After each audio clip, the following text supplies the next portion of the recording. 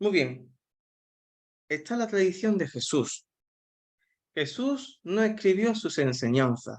Para aquellos que digan que no, que Jesús escribió, no, no, no, Jesús no escribió nada. Y sus discípulos seguramente tampoco tomarán nota. Ya yo también lo he comentado en otras ocasiones. El papiro, los pergaminos, etcétera, etcétera, eran cosas muy costosas y que con la lluvia, si no se cuidaba bien, se echaba a estropear muy rápidamente.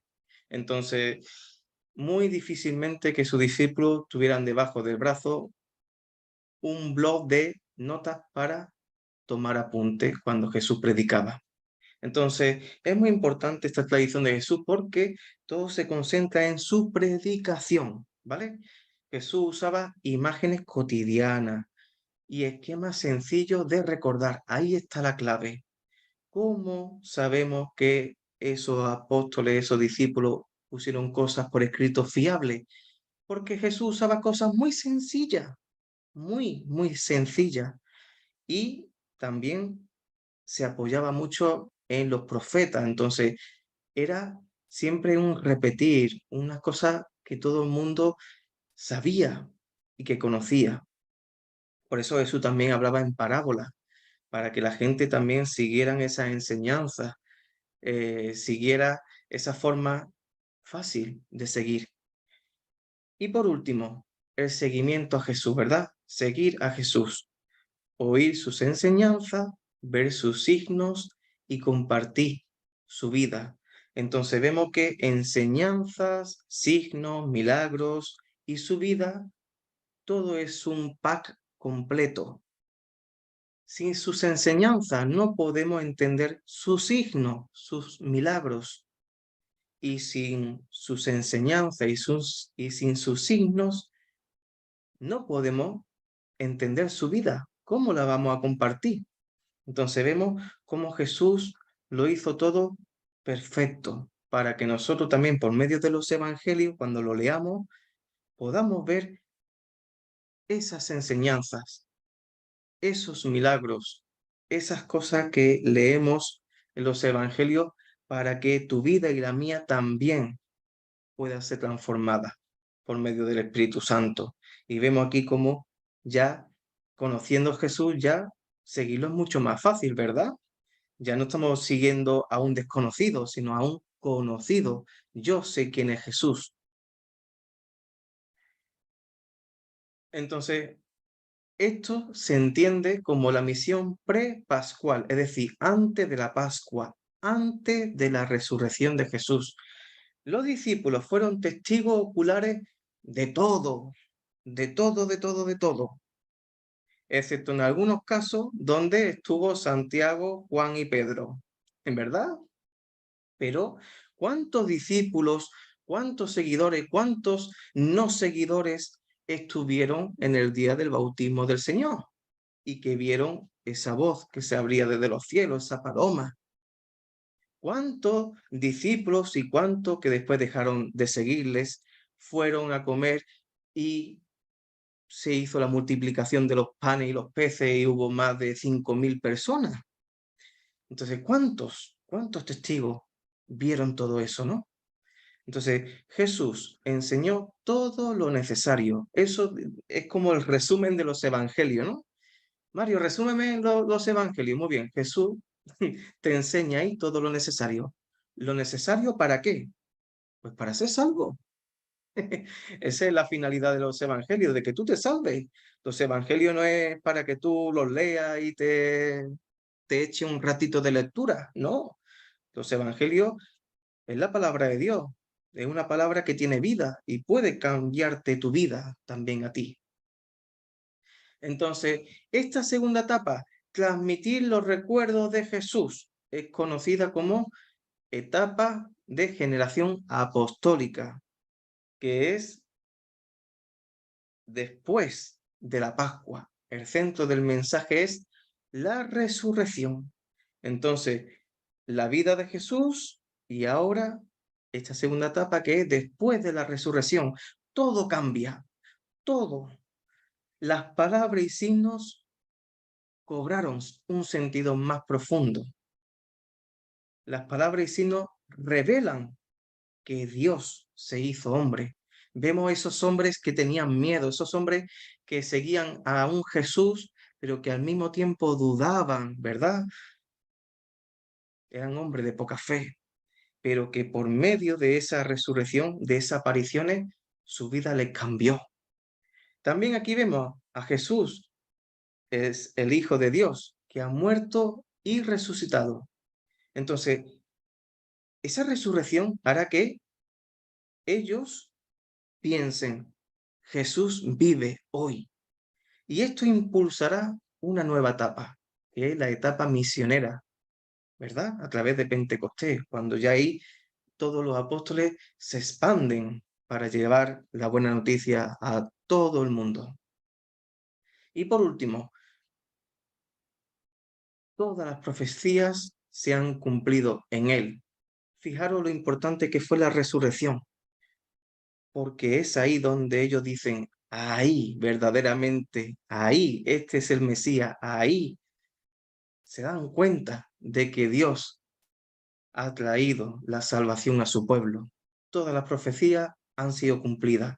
Y de ahí a que ahora ellos, los apóstoles, los discípulos, en esta segunda etapa, hagan una relectura del Antiguo Testamento.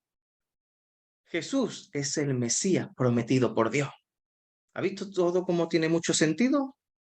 Entonces, las enseñanzas de Jesús se transmitieron de muchas maneras, de muchas.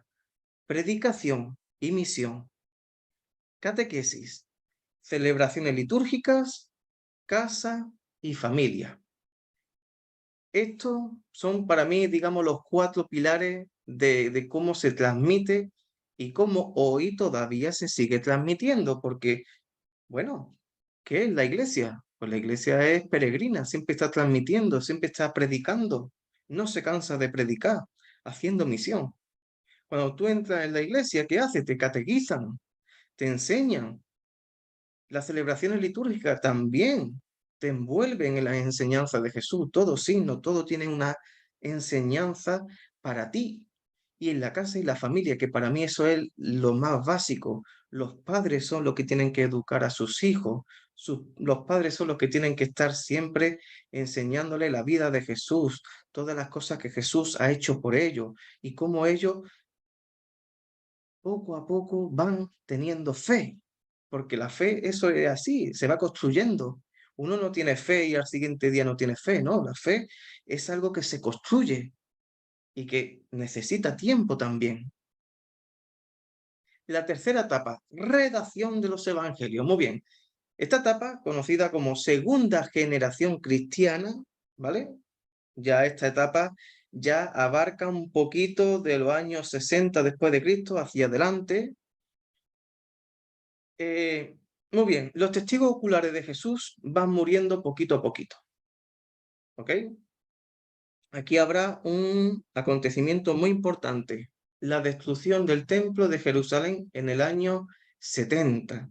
Tenemos que recordar que Nerón, el gran emperador Nerón, que era más malo que un dolor de muela, se incendió Roma en el año 64 y de ahí hubo una mega persecución hacia los cristianos increíble. Pero es que no solamente con los cristianos, también con los judíos. Tenemos que tener en cuenta en el contexto de que Roma y los judíos nunca han sido buenos amigos. Y si encima de ahí nace el cristianismo, ¡buah! Cada vez peor. Y viendo que el cristianismo se estaba expandiendo por todo el imperio romano y también gracias a el mar Mediterráneo que conectaba con todos los puertos de todas las ciudades bueno, de todo lo que abarcaba, ¿verdad? Todo el mar Mediterráneo. Entonces vemos cómo el Evangelio se fue expandiendo como la pólvora. Otra de las cosas, el paganismo y también la religiosidad politeísta, ¿verdad? Que politeísta significa que tiene muchos dioses. Era un problema. Entonces, está aquí viendo los cristianos de que los seguidores, los discípulos originales de Jesús van muriendo. Los romanos nos persiguen y encima destruyen el templo de Jerusalén. Para colmo, cada día hay más politeísmo y Roma te obliga a creer en eso. Si no lo crees, te matan. Uf, madre mía, los cristianos aquí estaban diciendo, como no pongamos nada por escrito, nos van a matar a todos y todo se va a quedar en el aire, como si nada hubiera sucedido nunca. Y a causa de ese miedo y por causa también de esa necesidad de necesitamos transmitir esto a las nuevas generaciones que no han visto a Jesús, sino que solamente lo han escuchado de oída, como hoy en día, en el siglo XXI. Entonces ellos dijeron, necesitamos comenzar ya a redactar los evangelios para estas nuevas generaciones. Muy bien, ¿por qué se pusieron por escrito los evangelios? Una buena pregunta, ¿verdad? Para preservar la tradición tras la muerte de los testigos directos y hacer posible la difusión de su memoria cuando la iglesia estaba ya muy extendida, pues el escrito permite la comunicación a distancia. Entonces vemos aquí que al final es preservar la tradición, es decir, transmitir lo que fielmente los apóstoles escucharon de la mismísima boca del Hijo de Dios. Es fuerte, ¿eh?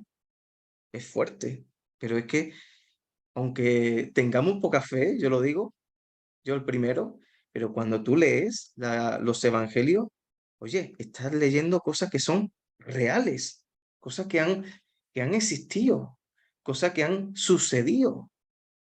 Vemos aquí que la tradición lo que nos da es la autenticidad, ¿verdad? Y eso para mí es un consuelo, de que cada vez que hablo de los evangelios leo algo que realmente a mí me va a ayudar. Es algo que es necesario para mí y yo sé que todo lo que leo 100% es verdad. Muy bien, razón misionera. Como medio de evangelización y presentación en el mundo greco-romano.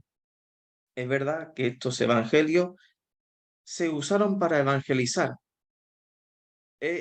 Originalmente cada evangelio no fue pensado para que esto llegara al siglo XXI y se recopilara en un libro y estuviera en nuestra estantería, en nuestra casita. No se pensó nunca. Pero fíjate cómo esto cambió, ¿verdad? Porque Mateo escribió su evangelio a tal congregación, Marco a la congregación de tal, Lucas su congregación en tal sitio, pero vieron que fueron tan útiles y eran tan fiables que dijeron, estos escritos tienen que llegar a todas las congregaciones, estos escritos tienen que saberlo todos, cada narración, cada enseñanza, cada acontecimiento de Jesús, porque si a nuestras vidas Jesucristo las ha cambiado, ¿por qué no a los otros cristianos que están en otras ciudades? Esa esa es la razón misionera. Otro, la razón teológica, resaltar la importancia de la historia de Jesús y sus enseñanzas verdaderas frente a nuevos movimientos gnósticos o también movimientos filosóficos mezclados con cristianismo que al final incluso hasta llegaban a decir de que Jesús era un fantasma o que Jesús solamente era un hombre y no era Dios. Entonces de ahí que surgieran movimientos y escritos que estén diciendo mentiras, porque realmente no es lo que los evangelios nos enseñan. Después, la razón pastoral. Las comunidades de la segunda generación tenían necesidad de escuchar el mensaje de Jesús en toda su radicalidad, porque el paso del tiempo hacía que tendiera a acomodarse al mundo. Muy bien, ¿qué es lo que está pasando hoy en día? Lo hablo pastoralmente.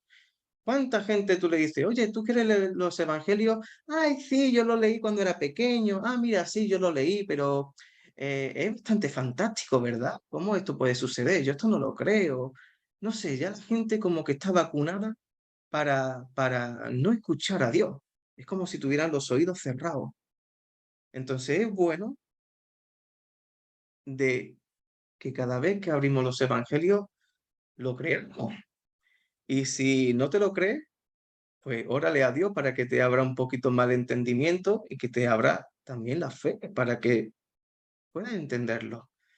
Pero es muy importante que pastoralmente hoy en día nadie quiere leer la palabra de Dios, nadie quiere escuchar nada de Dios, es más bien, se ponen algo en los oídos para tapárselo porque no les interesa, quieren vivir en el mundo. Entonces, vemos aquí cuanto más hoy en día, en el siglo XXI, los evangelios es un mensaje de buena noticia, un mensaje de evangelio para esas personas que no conocen a Jesús.